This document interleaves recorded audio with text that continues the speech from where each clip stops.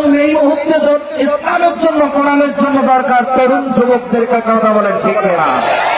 যুবকদেরকে এগিয়ে আসতে হবে। সত্য কথা বলতে গেলে যেতে হবে কারাগারে।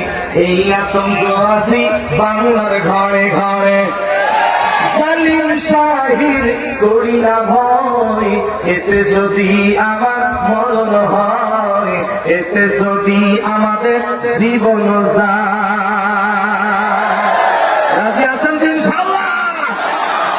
আগুন পারে নাই হযরত ইব্রাহিম আলাইহিস সালামকে পোড়াতে, তীক্ষ্ণ ছুরি পারে নাই হযরত ইসমাঈল আলাইহিস সালামকে জবাহ করতে, ভয়ঙ্কর মাছ পারে নাই হযরত ইউনূস আলাইহিস সালামকে হজম করতে, বিশাল নদী পারে নাই হযরত মূসা আলাইহিস সালামকে ডুবাতে। আল্লাহর কোরআনকে যারা ভালোবাসে, ইসলামী আন্দোলনকে যারা ভালোবাসে, ইসলামের জন্য, কোরআনের জন্য, আল্লাহর এই জমিনে আল্লাহর কোরআনের আইন বাস্তবায়ন করার জন্য হাসতে হাসতে ফাঁসির মঞ্চে জীবন দেবে রামপন্থী, বামপন্থী, ইসলাম বিরোধী নাস্তিকবাদীদের কাছে তারা মাথা নত করবে না।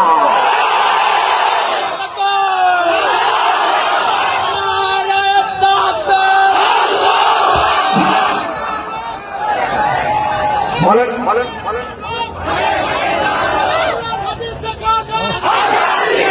ঠিক আছে, স্লোগান হবে কম, আলোচনা হবে বেশি, বলেন ইনশাআল্লাহ।